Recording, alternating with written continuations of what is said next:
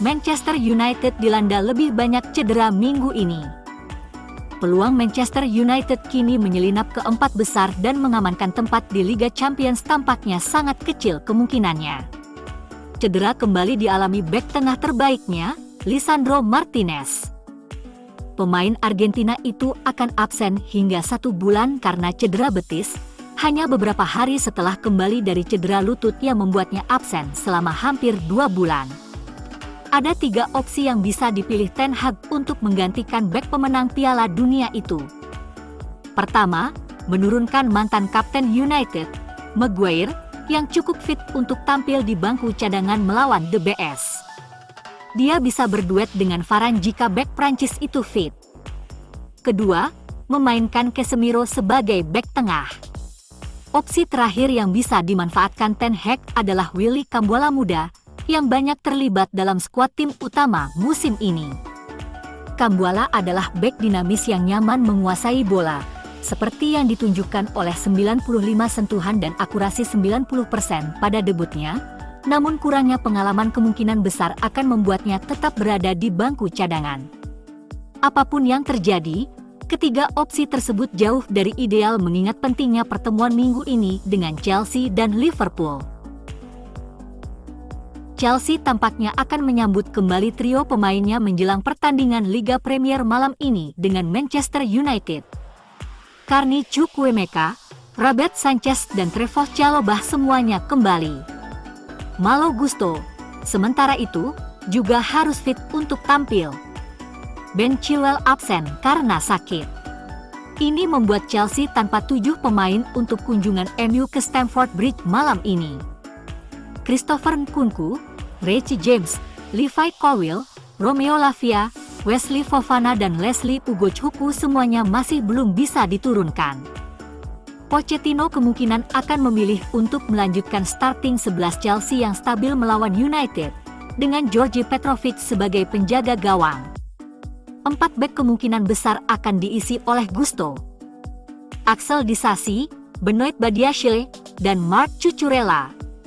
Moises Caicedo, Enzo Fernandez dan Conor Gallagher akan terus bermain di lini tengah. Keputusan utama yang dihadapi Pochettino adalah apakah akan memainkan Mihailo Mudryk atau Raheem Sterling di lini depan yang menampilkan Nicholas Jackson dan Cole Palmer. Laga melawan Chelsea menjadi laga yang wajib dimenangkan jika United ingin menjaga impian lolos ke Liga Champions tetap hidup, seperti keyakinan Ten Hag dan Onana. Oleh karena itu, sang Gaffer akan tampil dengan susunan pemain yang kuat. Ini dimulai dari gawang, dengan Andre Onana melanjutkan karena dia mungkin menjadi pemain menonjol klub selama beberapa minggu terakhir. Di posisi bek kanan, ada Diogo Dalot yang saat ini mungkin menjadi pemain terbaik musim ini untuk United. Sementara di kiri, Aaron Wan-Bissaka terus melanjutkan tetapi perlu meningkatkan kemampuannya. Di posisi bek tengah, Lisandro Martinez dan Victor Lindelof akan absen selama sebulan. Jadi dengan kembalinya Harry Maguire dan Rafael Varane berlatih, seperti inilah tampilan lini belakang MU. Pindah ke lini tengah, Kobbie Mainoo harus starter, dan setelah penampilan yang tidak terlihat pada hari Sabtu, Scott McTominay memberi jalan kepada Casemiro. Amad Diallo kembali setelah skorsingnya di Piala FA. Dia akan berada di sisi kanan menggantikan Alejandro Garnacho yang diistirahatkan, awal yang sangat pantas setelah golnya versus Liverpool. Bruno Fernandes kemudian memulai di posisi nomor 10. Sementara di kiri, Marcus Rashford memulai, dengan Mason Mount yang menurut Ten Hag tidak akan siap untuk menjadi starter. Di posisi striker, Rasmus Højlund akan menjadi starter dalam upaya untuk melupakan hari Sabtu dan kembali mencetak gol. Manchester United telah mengambil langkah besar untuk meluncurkan Kobbie Mainoo berikutnya. MU mengikat Taylor dan Jack Fletcher ke kontrak profesional pertama mereka. Jack, khususnya, telah menarik perhatian Erik ten Hag dan telah berlatih bersama tim utama lebih dari 1 kali.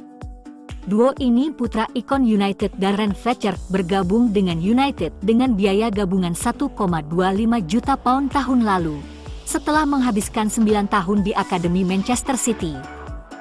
Keduanya, seperti ayah mereka, adalah gelandang, dan tokoh klub dilaporkan yakin bahwa keduanya akan debut untuk tim senior suatu saat nanti dalam karir menjanjikan mereka. Jack telah tampil 8 kali untuk tim dominan United U18 musim ini, sementara Taylor telah mencatatkan 5 penampilan. Ten Hag dilaporkan ingin mempercepat kemajuan mereka, setelah kagum dengan kualitas dan potensi yang dia tunjukkan sejak berpindah kesetiaan di Manchester. Pelatih asal Belanda itu menunjukkan keyakinannya dengan memanggil Jack untuk berlatih di tim utama menjelang pertandingan Liga Champions United melawan Galatasaray pada bulan November. Meskipun Taylor mewakili Skotlandia di level pemuda seperti ayahnya, yang membuat 342 penampilan untuk United, Jack adalah pemain internasional Inggris U17. Manchester United telah menyelesaikan kesepakatan untuk mengontrak Lincoln Fagborun dari Bradford. Bek sayap muda itu dikejar Brighton, Liverpool, Wolves, dan Manchester City. Departemen Rekrutmen Akademi United menargetkan musim panas yang sibuk, dengan lebih banyak pemain yang akan menyusul, salah satunya Aaron Anselmino.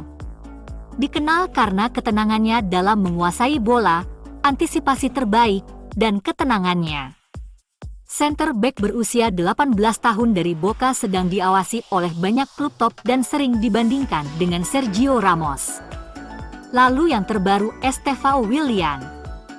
Pemain Brasil berkaki kiri yang cerdas dan nyaman bermain winger kanan atau peran nomor 10.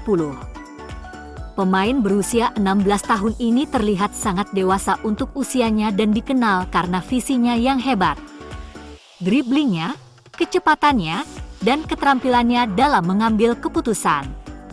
Juga striker AC Milan, Francesco Camarda.